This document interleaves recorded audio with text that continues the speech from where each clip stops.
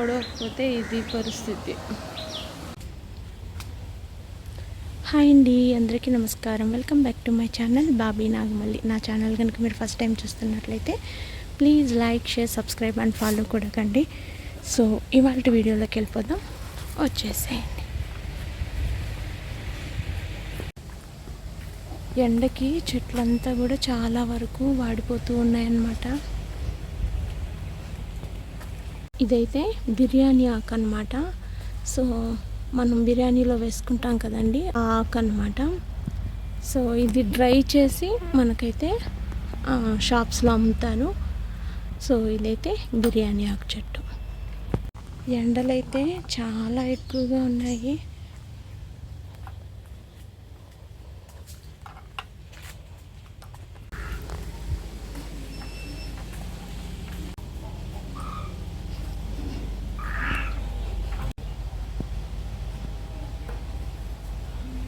ఇవాళే fish tank అయితే clean చేశాను. వీక్లీ వన్స్ అయితే క్లీన్ చేస్తాను అనమాట.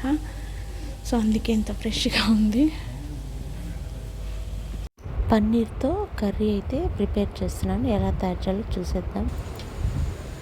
కొద్దిగా నెయ్యి అయితే తీసుకున్నాను, అందులోనే కొద్దిగా ఆయిల్ కూడా తీసుకుంటున్నాను. కూర సోంపు, దాల్చిన చెక్క, లవంగ, పట్ట, ఏలక్కాయ, బిర్యానీ ఆకు వేసేస్తున్నాను. ఎర్రగడ్డ బాగా ఫ్రై అయిన తర్వాత టమోటా అయితే వేసేస్తున్నాను. పచ్చిమిరపకాయలు కూడా యాడ్ చేస్తున్నాను. టమోటా కూడా బాగా మెత్తగా ఫ్రై అయిపోయిందనమాట. సో ఇప్పుడు అల్లం వెల్లుల్లి పేస్ట్ వేసేసుకున్నాను.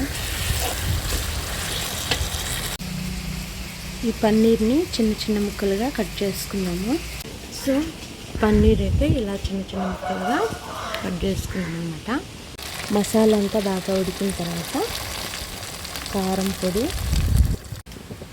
పసుపు, కొద్దిగా గరం మసాలా, కొద్దిగా పెప్పర్ పౌడర్, రుచికి సరిపడా కల్లుప్పు, ఇవన్నీ బాగా మిక్స్ చేసుకోవాలి.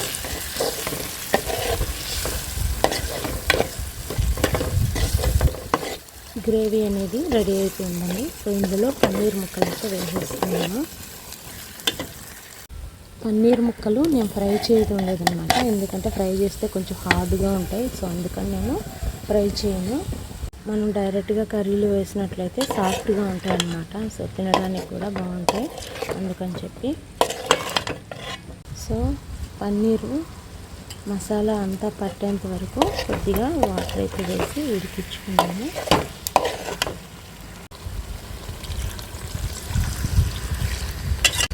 సో ఒక 2 minutes ఉడికిందంటే మనకు గ్రేవీ అనేది రెడీ అయిపోతుంది. 2 నిమిషాలు మూత పెట్టి ఉడికించుకుందాము.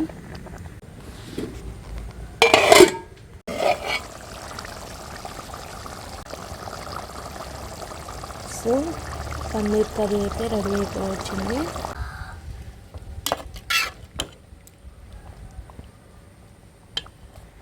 ఫైనల్గా కొత్తిమీర, పుదీనా అయితే వేసేసుకున్నాను. సో ఈ పన్నీర్ కర్రీ అనేది మనం రోటీస్కి, చపాతీ, అలాగే పూరి, దోశ ఇలా టిఫిన్ ఐటమ్స్కి వాడుకోవచ్చు. అలాగే బగారా రైస్, మామూలు వైట్ రైస్లో కూడా తినచ్చు అన్నమాట. సో నేనైతే ఇప్పుడు దీన్ని బగారా రైస్ కోసం అయితే చేశాను. సో పన్నీర్ కర్రీ అయితే రెడీ అయిపోయింది అన్నమాట. సో గ్రేవీ కూడా చూడండి చాలా బాగా వచ్చింది. ఫినిషింగ్ టచ్ ఇందులో నేను కొద్దిగా ఓరిగానో అయితే వేస్తున్నాను. ఓరిగానో ఏదో వేస్తున్నాను. ఇది కర్రీస్లో వేసుకున్నా కూడా మంచి టేస్ట్ వస్తుంది. రెస్టారెంట్ స్టైల్లో ఉంటుంది అన్నమాట. జనరల్గా బగారా రైస్కి అయితే నాన్ వెజ్సే బాగుంటాయి, బట్ పన్నీర్ కర్రీ కూడా చాలా బాగుంటుంది అన్నమాట. ఇవాళ పన్నీర్ కర్రీతో bagara rice. So paneer curry అయితే రెడీ అయిపోయింది. గ్రేవీ కూడా బాగా వచ్చిందన్నమాట. సో ఇలా చేసుకున్నట్లయితే మనకు బగారా రైస్కి, వైట్ రైస్కి, అలాగే నాన్ వెజ్ తినని వాళ్ళకు కూడా చాలా బాగా ఇష్టంగా తింటారు.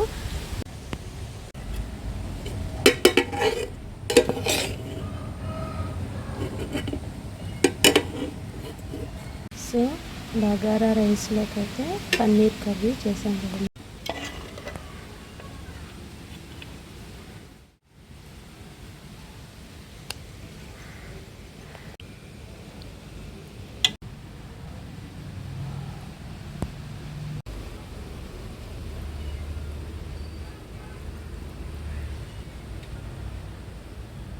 సో ఇదండి ఇవాళ వీడియో. ఈ వీడియో